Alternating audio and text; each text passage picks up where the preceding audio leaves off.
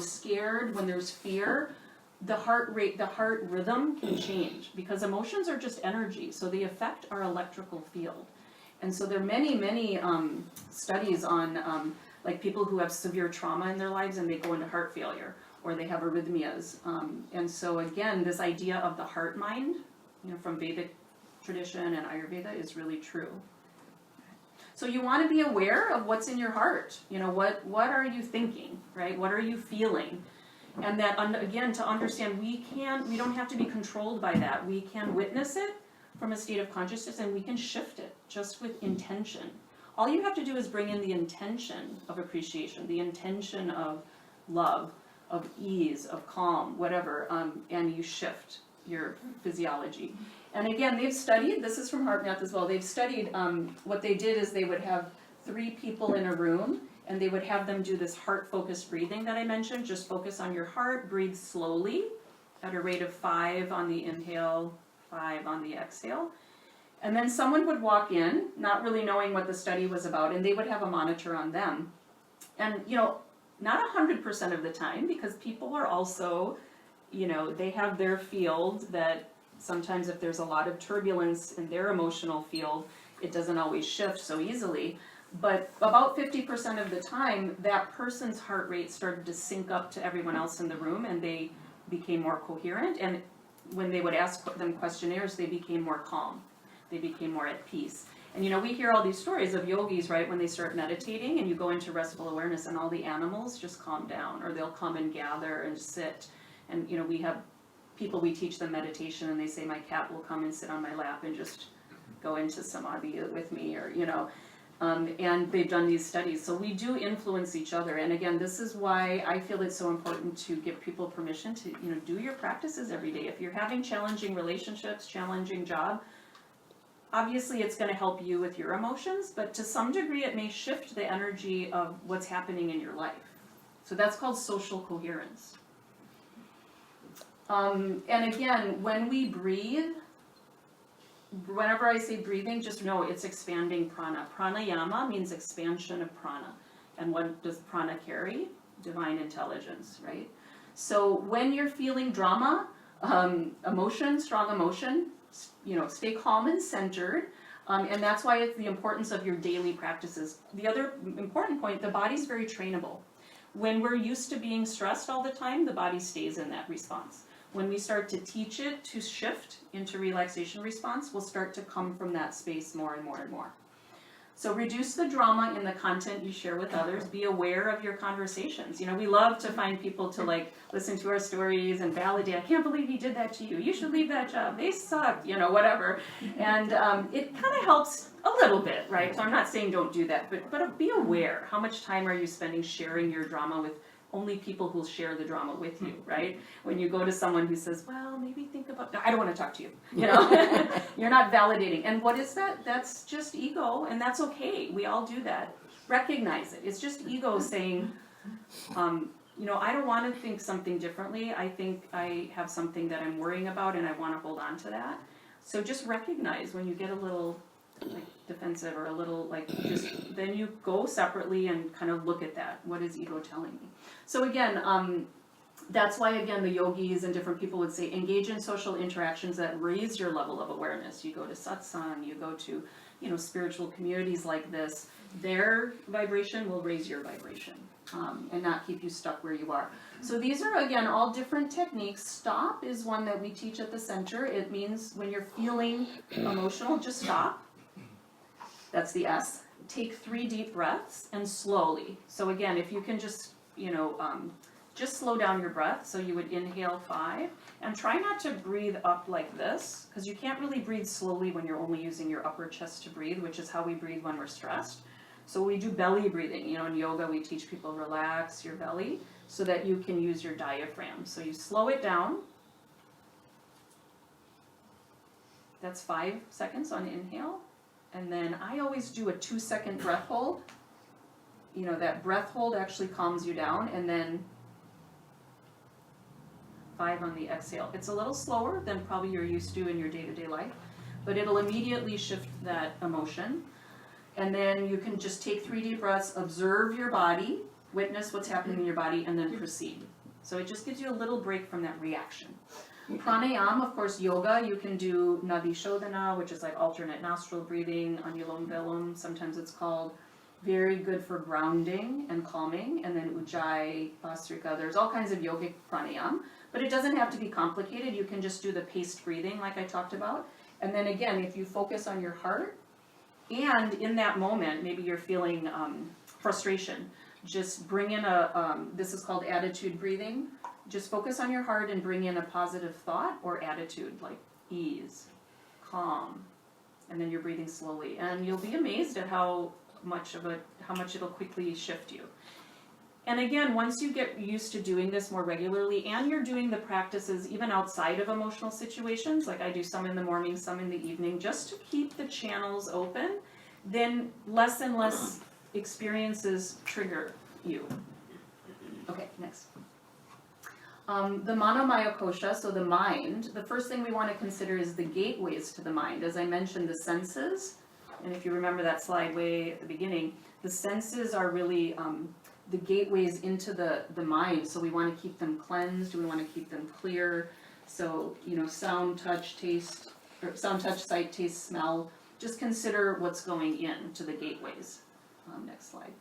And again, we have, we teach people, again, even according to your nature, there could be, different smells, different, nature things to look at, earth to get you grounded, if you're a vata, water to cool you down, if you're a pitta, and maybe looking at something like fire to invigorate. And again, in a lot of the pujas and a lot of religious ritual, this is actually what we're doing to kind of keep everything in balance in the mind by looking at fire, by lighting incense, by, even touching different parts of the body, etc.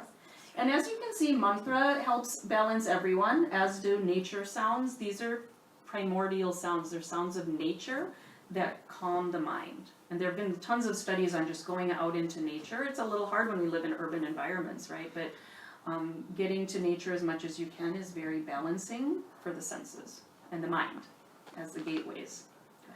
And then, of course, taste. We get a lot into foods in Ayurveda, and then smells, different smells. So again, these are just little details, but just be aware of what's going in. Is it pollution and whatever, aggravating smells, or is it, things that are good for your mind?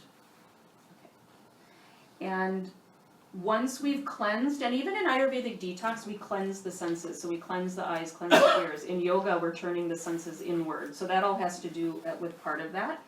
And then you want to go internally, even further into the mind. What are you thinking? Because what we think, we become, right? So that's where, again, when we're thinking about our sattvic thoughts, when we're thinking about our deities or archetypes, idols, we become that. And especially in the mind. So again, there is this concept of spontaneous right thought, spontaneous right action that occurs as we start to meditate and become regular meditators. However, that being said, there's still a personal responsibility to examine our thoughts as well. As humans, we do have free will. We have the ability to be self-aware. We have the awareness that we're aware, right? And so we can have some personal responsibility. What are we choosing to think? And as I mentioned, ego is the source of most of our constricting. And, we say positive and negative. Maybe we can think of it as expanding and constricting. Ego mind takes us away from consciousness, our true state of, the ground state of who we really are. Consciousness, again, is more expansive. And most of the thoughts that we have, they're really not your thoughts. You've more than likely been conditioned by society, by family, by whoever to think that way. And yet we own our thoughts like we came up with them, right? So that's ego. And again, it's okay to have those thoughts, but maybe recognize, again, when they're constricting, that maybe that's something I should examine and say, do I need to think that way? And again, notice anytime you're trying to get validation, ego mind knows that all of these beliefs that we hold on to so strongly are really just an illusion. So it'll hold on to it quite strongly. So the stronger you feel about something, maybe, there's some experience, or ego is really, that's where to put your attention on.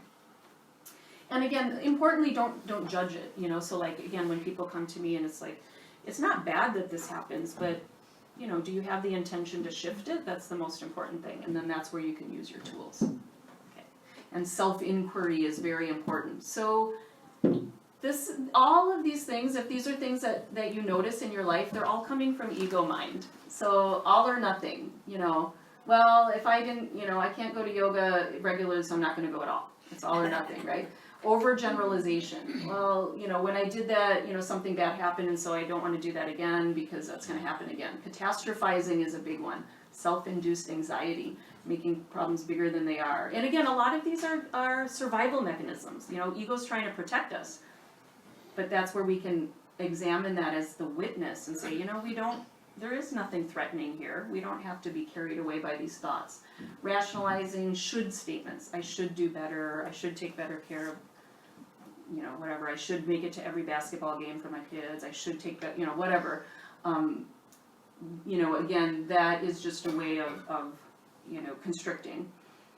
And again, sometimes we have to examine those things and say, do I, you know, should I, you know, maybe put more attention there or not? Rumination, overthinking, wanting to control everything, inner critic, pessimism, and of course complaining. And again, just notice. I think we've all done probably all of these things, right? I mean, I know I have at different times, but less and less over time once you become aware, right? Awareness is the first thing. Sometimes we're not even aware that we're doing it, and then somebody holds up a mirror. That's what all our relationships are, after all. It's just a mirror, right, to what's going on within us. And we don't like that. Okay, I should say ego doesn't like that. So again, these are just some tools we teach at the center. Take responsibility for what you're feeling. So much of the time we want to blame how we're feeling on external things, but realize your emotional experience is completely in you. It may be occurring because of something that's happening in your external life, but when you can feel empowered and take responsibility and do something with those emotions, it's much more empowering, I find.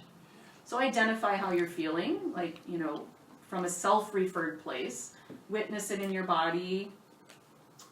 Express it maybe with some journaling, which I'm going to talk about, or just, you know, contemplation.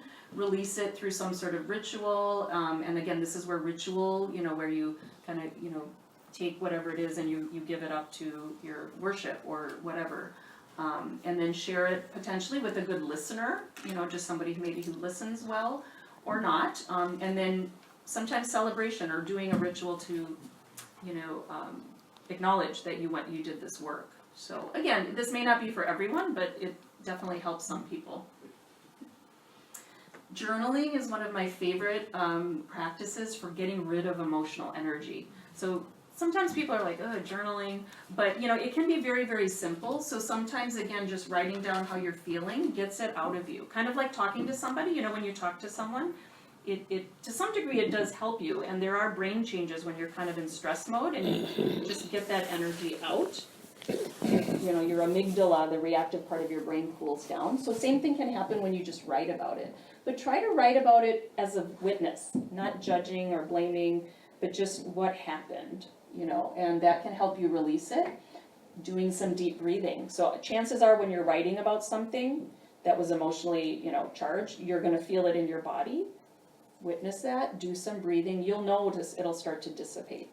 And then positive affirmations and gratitude. I'm a big fan of, you know, writing down, like if someone's anxious or worried, just to write down, whether you believe it or not, everything happens for a reason. The universe supports me. I am Brahman, or, you know, whatever resonates with each individual person, and just seeing those words back or reading spiritual literature shifts your brain. Our brain has a lot of neuroplasticity, and so you can actually create a new brain or connections that, again, you'll start to come from a higher level of awareness over time. Gratitude is a great one. So again, writing down 10 things you're grateful for every day at the end of your day will shift that stressful day into, and again, when we focus on gratitude, we're activating the prefrontal cortex, not the reptilian brain, but the more evolved part of our brain that is where we experience consciousness. Actually, we have neurons in our brain that, you know, allow us to have that awareness, and only higher primates have that, and humans. And so when we focus on gratitude and we write down 10 things you're grateful for, you start to activate that part of your brain. And actually what happens in the physical body is inflammation goes down. You know, and inflammation is one of the root causes of physical problems. So, you know, again, this was like just writing affirmations. Sometimes that's useful, gratitude. We talk a lot at the center about recapitulation. So at the end of your day, if you start to learn to write about your day as the witness, no judgment, no emotion, you'll start to notice in your day-to-day lives, you get better and better at looking at your day as a witness. And, you know, again, if you're going to do that, don't get into the story, just keep moving through it. You know, and again, just examining your thoughts a little bit. Now, this is more cognitive, and again, there's different tools that work for different people. Sometimes, again, just working in the body, you can move emotional energy and not even have to look at it. You know, because so sometimes that's helpful for trauma victims, because to bring up this traumatic experience they relive the trauma. And again, there are many, many different philosophies around treating different types of emotional emotional energy that's stored in the body. So you just have to find what works for you. Okay.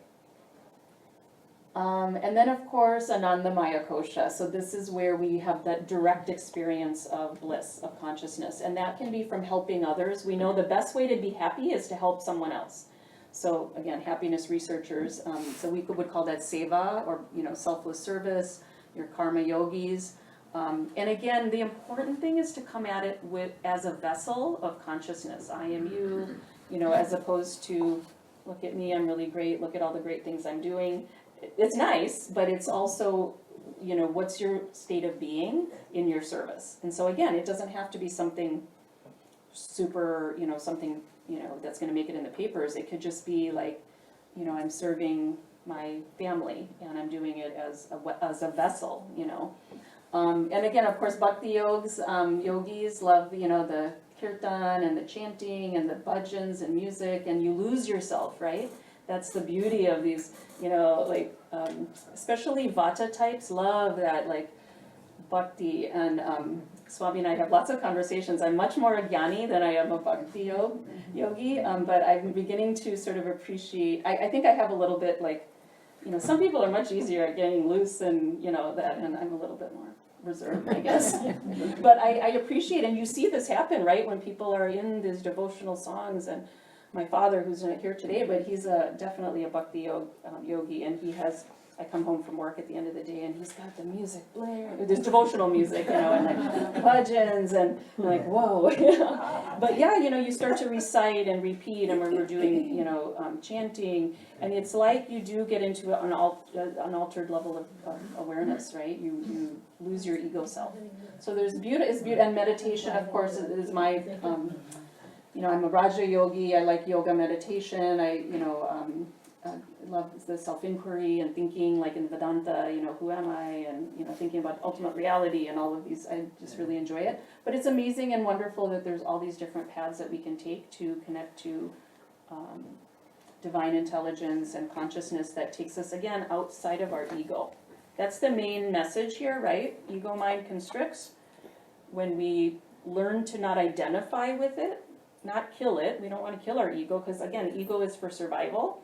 We want to not identify with it, and we don't want to identify with thoughts that come from ego mind. We want to observe them, shift them, move them, you know, whatever you want to call it.